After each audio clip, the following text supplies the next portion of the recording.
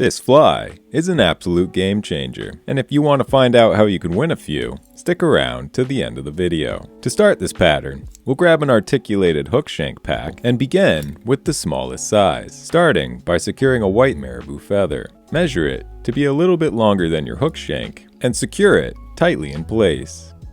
Snip your excess free. Secure your tag ends, wrapping to the back of the fly. We'll then grab a minnow body, here I'm using white, with some UV fibers worked in. We'll strip a section free and secure this to the back of our fly. Snip your excess free, and wrap forward to the head of the shank. Grabbing your minnow body, brushing the fibers backwards, and beginning to wrap this forward in close touching spirals, securing once you reach your thread. Do so by taking some thread wraps both in front as well as behind our material, and snip the excess free. With this complete, we'll whip finish to hold everything tightly in place, snip our thread free, and grab the next largest hook shank. Insert this into the eye of the other hook shank, snap it in place, and remove the old one from the vise. We'll then secure the next hook shank, once again securing our thread tightly in place. You want to make sure that the section that's doubled over is secured snugly to the upper part of the hook shank. This way, the trailing fly won't be able to come loose. We'll secure our minnow body to the back of the fly, wrapping forward to the eye once complete. And once again, brush your fibers backwards and begin wrapping it forward in close touching spirals. Doing so until we reach our thread. At which point we'll secure, taking thread wraps both in front as well as behind our material, and snipping the excess free. Whip finish to hold everything together. Snip your thread free and grab the next hook shank in the set. Clip this into the eye, remove it from your vise, and resecure the longer hook shank to the vise. And repeat the exact same process as we have before, securing your thread to the hook shank, wrapping to the back of the hook shank, securing your minnow body, and wrapping it forward in close touching spirals until you reach the head of the shank. Secure, snip the excess free, and grab the next largest hook shank. And by now, I think you know the process. We'll repeat this once more to the largest hook shank in our set. Do your best not to trap any fibers beneath. However, if you do, as I've done on this hook shank, you can take a wire brush and brush everything free. And with this complete, we'll remove the tail section from the vise and replace it with a hook. We'll secure the thread to the hook shank,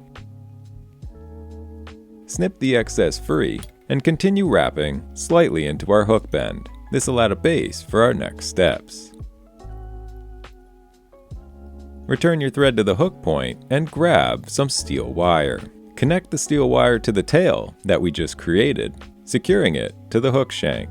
Ensure that you secure it tightly so it can't slip loose. Continue securing, wrapping back towards the eye of the hook shank.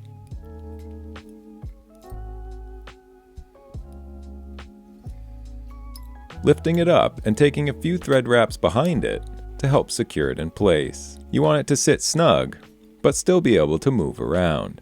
With this complete, we'll continue securing the wire forward almost until we reach the hook eye. At which point we'll fold the wire backwards and secure it back towards our tail. This will ensure that the wire can't slip out in the process.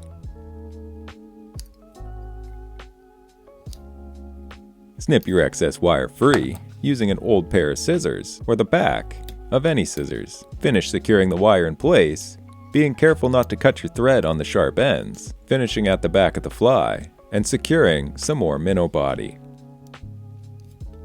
With this complete, we'll wrap our thread to the head of the fly and begin wrapping our minnow body forward as we've done several times before, doing so until we reach our thread.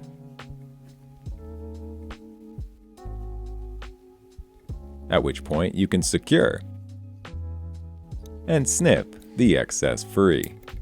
And whip finish to hold everything in place, snipping your thread free once complete.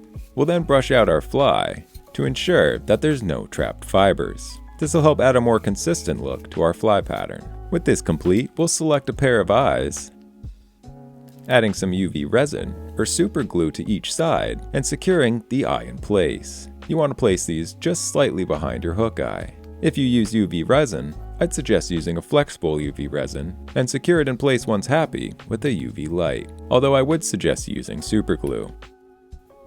Next, grab your best pair of scissors, as we'll be doing a lot of trimming. In this step, we'll begin at the head of the fly. We want the head of the fly to remain bulky, carefully trim away any excess fibers, and round over the upper body section. Once you're happy with the shape, you can begin trimming up the tail. We want to trim this at an angle, so the smallest section is back towards my fingers. This is always the scariest part of any fly pattern like this. So take your time, and only take out a little material at a time until you're comfortable with the process. You can always trim more, but can never add it back.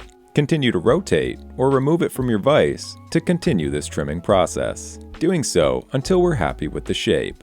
And when we're happy, we'll grab the tail, brush it out with a wire brush, snip it flat, and if you'd like, you can add a small notch to mimic a tail. And the finished product should look something like this. And this is an articulated game changer. It has an incredible movement in the water that mimics the natural forage almost perfectly, and it definitely lives up to its name. If you'd like to win a dozen of these flies, comment #mainlyflies in the comments below.